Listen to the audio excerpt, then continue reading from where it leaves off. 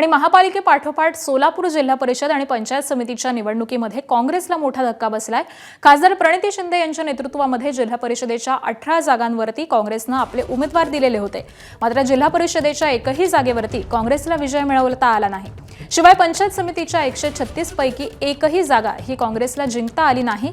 नुकत्याच झालेल्या सोलापूर महापालिका निवडणुकीत देखील 102 पैकी केवळ 2 जागांवरती काँग्रेसला समाधान मानावं लागलं होतं। मात्र जिल्हा परिषद आणि पंचायत समिती निवडणुकांमध्ये काँग्रेसचा दारुण पराभव झाल्याचं चित्र दिसून येत आहे। दरम्यान ठाकरेंच्या शिवसेनेचे देखील 8 जिल्हा परिषदेच्या जागा या लढवलेल्या होत्या। मात्र ठाकरेंच्या शिवसेनेला देखील एकाही जागेवरती यश हे मिळालेलं नाहीये। सुनेत्रा पवार आजपासून ॲक्शन मोडवर उपमुख्यमंत्री पदाचा स्वीकारणार पदभार। रात्री दिल्ली दौऱ्यावर पंतप्रधानांची भेट घेणार।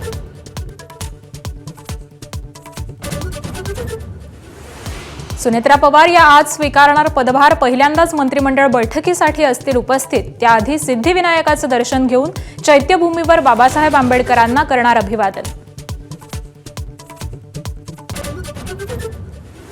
जिल्हा परिषदेतील विजयानंतर मुख्यमंत्री फडणवीसांचा तातडीनं दिल्ली दौरा।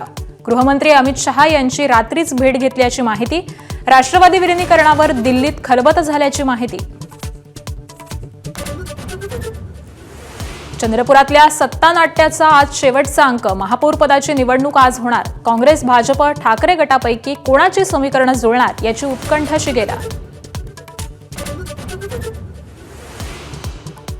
जिल्हा परिषद निवडणुकांमध्येही भाजपचाच डंका। नगरपालिका आणि महानगरपालिकेची घोडदौड कायम। शहरी पक्ष असल्याचं मिथक भाजपनं मोडून काढलं, मुख्यमंत्र्यांचं वक्तव्य।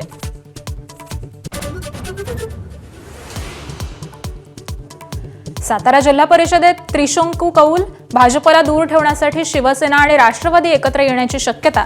मंत्री शंभूराजेंच्या घरी अनौपचारिक बैठक झाल्याची ही माहिती। ज्येष्ठ नेते शरद पवारांची प्रकृती स्थिर। छातीत दुखत असल्यानं पुण्यात रुग्णालयात दाखल। 5 दिवसांचे औषधोपचार होणार, सुप्रिया सुळेंची माहिती। उपमुख्यमंत्री सुनेत्रा पवार यांच्यासह जय आणि पार्थ पवारांनी केली विचारपूस। लोकसभा अध्यक्ष ओम बिर्लांविरोधात अविश्वास प्रस्तावाची विरोधकांची तयारी। प्रस्तावाच्या नोटिशीवर 102 खासदारांच्या सह्या असल्याची सूत्रांची माहिती। अर्थसंकल्पीय अधिवेशनाच्या दुसऱ्या टप्प्यात आणणार अविश्वास प्रस्ताव।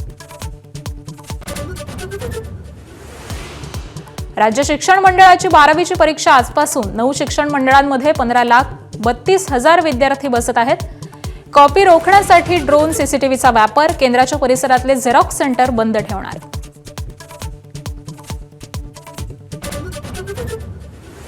आयसीसीच्या तंबीनंतर पाकिस्तान वठणीवर। भारतासोबत T20 खेळणार।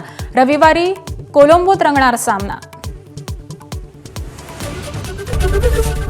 एबीपी माझा, उघडा डोळे बघा नीट।